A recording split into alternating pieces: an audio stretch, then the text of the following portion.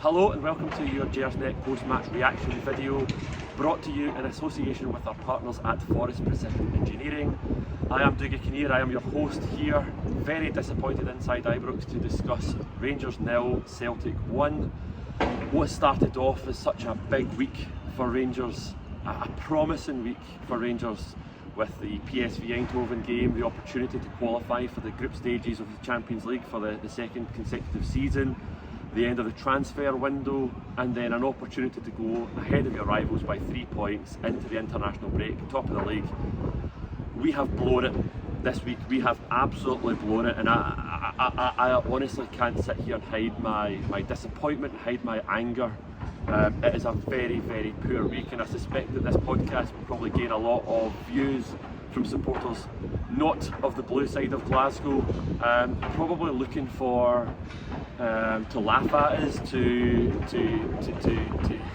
mock us, and can you blame them? Because we have blown a massive opportunity today. Looking at the team sheet, we arguably had our strongest squad available to us, with the exception of Borna Barisic. Michael Beale has the opportunity to field any of his 9 new summer signings in today's team sheet, and he started 2 in the outfield, 1 in goals as well, so 3 in total. A couple of talking points. Obviously, I mentioned Borna didn't make it. I always thought that Borna not making it would be a blow. Sterling, very new to his Rangers career, plays a different role to Borna. I thought we would lose that width from Borna, and we did in the end. But we also seen Cifuentes drop out of the midfield, and we changed the system. We went 4-3-3 today, and that was a surprise to me. I thought we would go 4-4-2 diamond to start with. I thought that we would win the midfield battle. We did not win the midfield battle today, but I was surprised at the system today. When you look at the Celtic team, this is an opportunity massively missed today. They obviously had Liam Scales at centre back. Listen, I've just been in a press conference there and heard first hand from Liam Scales. I've heard from Brendan Rodgers, I've heard from Callum McGregor. They are delighted to come away from Ibrox with the 3 points. They are delighted at the performance from the young players, in particular Liam Scales. We did not get at him. Quite simply, we did not put him under any pressure. And that's the most disappointing thing about today. We had a huge opportunity, and I just think, you know, sitting here just now, it's very raw. I'm on the flagship podcast this evening at 9:30, and I'll probably have calmed down. I probably won't have calmed down, to be honest, but I'll have more opportunity to reflect on what went wrong there. But for me, there was just so much that went wrong. I think the manager got the team wrong, given that we had such a strong squad available to us. I think he got the system wrong. But when you're looking at the 11 players on the pitch, I think the defence was too deep. I think the midfield was non-existent, and I think the forward line was too far away from our midfield. Our midfield's been a real issue for me this season, and it's so disappointing it's a real issue this season, because we had 2 of our best players in the middle of the park, in Cantwell and Raskin. We signed Cifuentes that came with such high expectations. He obviously didn't make the team today after a very disappointing performance over in Eindhoven. But the midfield, the distribution from midfield is so poor. You know, we're sitting here at a press conference there. One of the fellow guys in the press conference picked out James Tavernier to the manager and asked if he was happy with James Tavernier's performance. After the Eindhoven game, there was a lot of finger pointing going on, but for me, that finger pointing is not going on at our golden boys. It's not been pointed at Cantwell, it's not been pointed at Raskin, and once again, they were not good enough. But they weren't alone. I don't know, again, it's really raw. I don't know, sitting here right now, who comes out with any pass marks. I don't. I've mentioned Cantwell and Raskin. Raskin in particular was very poor for me today. But Cyril Dessers, you know, I said pre-match, before the team sheet came out, that I think if you're sitting there trying to come up with your 11 for today, I would have preferred to have last year's frontline options: Kent, Morelos, Raskin, Kent, Morelos, Sakala, even Tillman ahead of our current forward line options. And I was criticised for it because a lot of these guys did not kick their arse last year, and I get that. but even a non-fully firing Ryan Kent or Alfredo Morelos would contribute more than Cyril Dessers today. I think, do you know, if I had one conversation with Cyril Dessers after the game, it would probably to sit him down and just walk him through the offside rule. So frustrating with Cyril Dessers. I think he looked like a player today that was lost. He looked lost, and I've stuck up for him, and I'm not writing anyone off. I don't want to write anyone off. It's a long way to go. You know, I've just spoken about the Celtic press conference. You know, Callum McGregor was in there talking about so many new signings in the Celtic team, and they're going to gel, they're going to get stronger. Let's hope the same rings true for us. But we can sit here and we can be disappointed with these guys, because Dessers, you look lost, right? You look lost, but that's not the bit that frustrates me the most. It's the heart that frustrates me the most. There was a lot of balls in behind that you looked slow going for, but actually he had the opportunity to really stick his leg in, get right in there, and he didn't. But let's talk about the game itself. Enough about individuals. We started fast, first minute, ball in the net. I'll be honest, I've not seen it back yet, but it did look offside to me from sitting in the Copeland. It was unanimous from the officials. There was no review of VAR, so I'm assuming Dessers was the man offside. Listen, that was a positive from Dessers there. He's getting in a position, he's brought it back, and Matondo's put the ball in the net. We've had the ball in the back of the net twice though, and Rangers were not good enough, right? Let's get this, first and foremost, no excuses.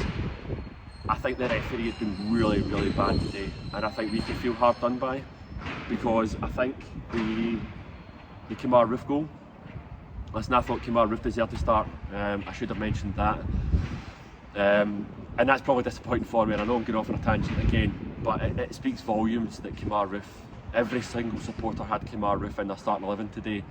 Michael Beale said that that's not a reflection of the players that we've recruited this year. That's a reflection of the quality of guys like Kemar Roofe, and we'll see Tom Lawrence come into the team after the international break, hopefully, and that shouldn't be a reflection of the players that we've signed, because these are high quality players. But let's be honest, if we had Morelos and we had Kent available, would Roofe start?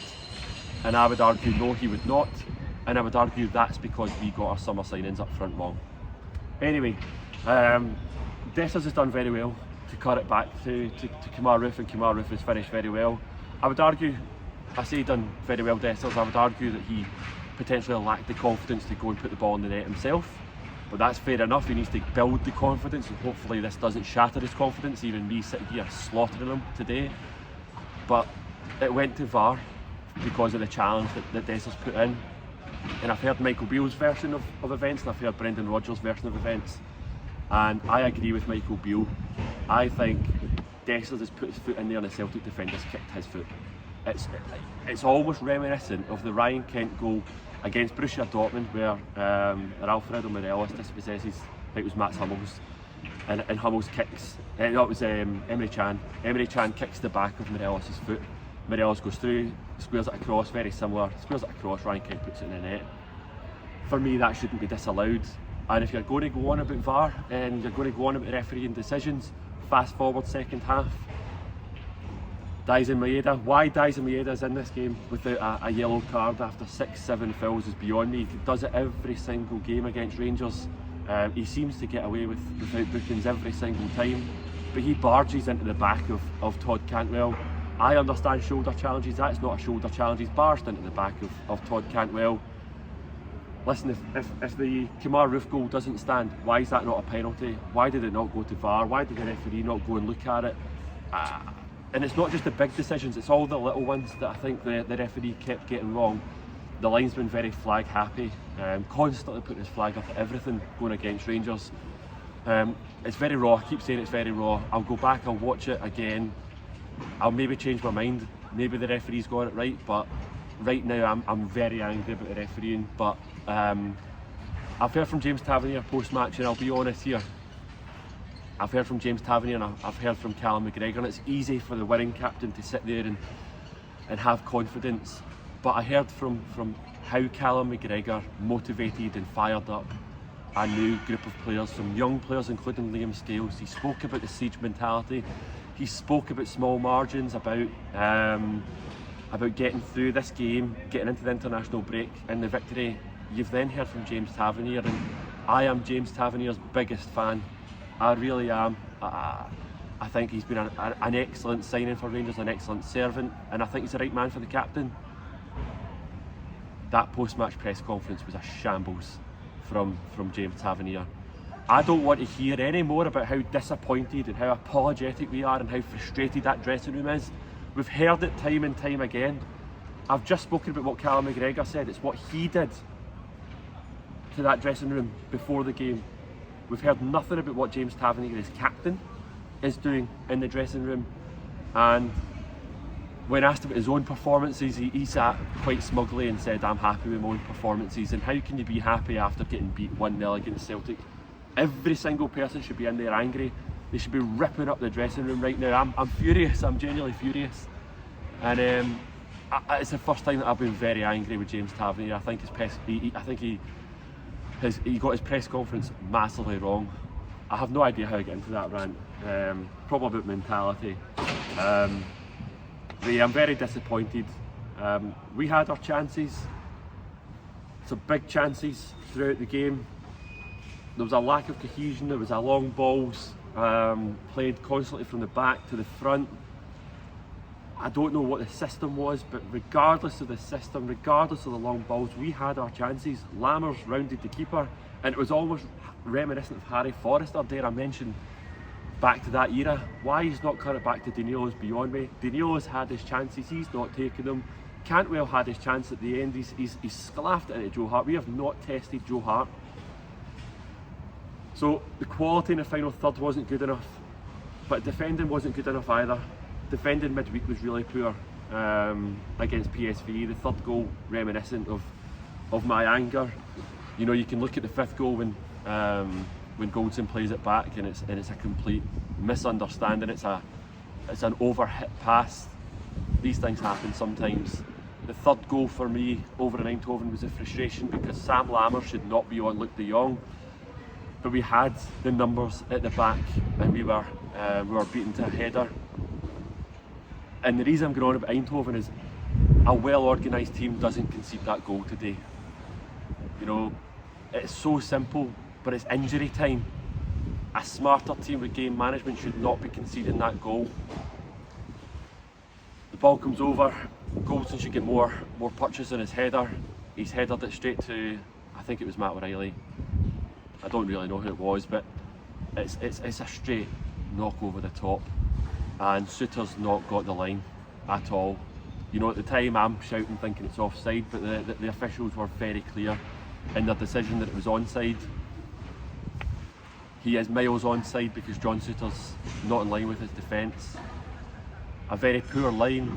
You can look at the line being poor, the midfield should be deeper at this point, we should be smarter in our game management. I'm very disappointed at everything that went our way. Keeper had to pull off some good saves today. Celtic, you know, when you think about that's not Celtic's strongest team, that is arguably our strongest squad minus Borna Barisic. Celtic had their chances, they could have scored more. Connor Goldson put his back in the line in the first half, making a big challenge. There was one across the face that James Tavernier made a very good interception for. Butland, second half, pulled off a very good save. There was a lot of big moments where Celtic could have scored and we rode our luck at times. And that's the thing, it's so frustrating. They've had their chances, they could have scored more as well. It really could have went any way. And if anyone thinks that this wasn't a must-win game today, it certainly was a must-win. It was certainly a must-not-lose. And I just feel we've just handed a massive momentum over to Celtic because we go into the international break. It's an opportunity to get some of their injured players back. It's an opportunity to get their new players up to speed. They'll come back all firing after the international break. That was our opportunity to get a daylight and we've absolutely blown it. And that's the biggest criticism of Michael Beale that a lot of supporters have. It's my criticism. In the big games, the must-win games, we have not won them. You know, you go back to we won 3-0 at Ibrox against Celtic last year. League was done. No pressure on the players. These players have proven time and time again that they are great when there's no pressure. Today, we should have won that game. We should have come out here, we should have put the pressure on Celtic. We should be sitting top of the league They should be mulling this over our head, getting into an international break, and we should be getting in there with the momentum, ready for our new players to kick on. My headset's disconnected. Sound's probably going to go poor. It's probably a sign that I'm ranting far too much. What I'll finish with right now is the reaction at full time. I've never seen a reaction like that from the supporters. Rugby Park, I was at Kilmarnock first game of the season. The supporters made their voices very, very clear to the Rangers team, and it was very, very clear again today. Even under guys like Pedro Caixinha, when we were so poor and so disappointing, that atmosphere was telling. I heard a lot of chants about, this is Beale's team, get Beale to fuck, excuse the French. The boos were telling, fighting amongst supporters. That was a very toxic full time, and I'll be honest, sitting in the press room, there was an air of, does Beale recover from this? The question was put to him, how does he think he can recover from this? Both him and the captain were very basic in their responses around, we get back and we win games, we work hard. It's going to be a real challenge to get the supporters back on side. It's going to be a long and painful international break. There's going to be a lot of negativity amongst the Rangers support, and unfortunately we're going to have to ride it. We're going to have to suffer, because it's the supporters that suffer every single time. When the Celtic supporters have got that high, it's us that's got to suffer. It's going to be painful. We've got to hope that we use this international break to get our things in order, work on the system, maybe change the system, new players to gel. They need to learn, and they need to learn quickly. Old Firm games make or break players, and a lot of players, Sam Lammer's second half, did not look the quality that we require at Rangers Football Club. It's going to be a long, long international break.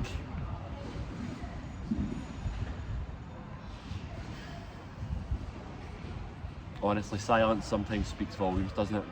Very disappointed, Rangers supporters. Thank you for listening to me. I am on again later this evening in our flagship show at 9:30. Please do tune in. Hopefully there won't be as long pauses, a bit more analysis after watching the game back. Let's keep our chins up. We're the Rangers supporters. It's a season ahead of us, a big season ahead of us where we can still win silverware. There's a League Cup to be won. Celtic are out of the League Cup. High expectation now, and Rangers not blown this. We're all the calls for Michael Beale to lose his job. I tell you what, if he does not win that League Cup, they're going to get even louder. If we are not top of the league by Christmas, those calls are going to be louder. People are already looking for the next managers. There was talk about Kevin Muscat, Graham Potter. Names are already being mentioned. The pitchforks are being sharpened. It's over to you, Michael Beale. It's over to you, to Rangers. Get it right, and get it right now. I'm Dougie. Thank you very much for watching. Good afternoon. Good night.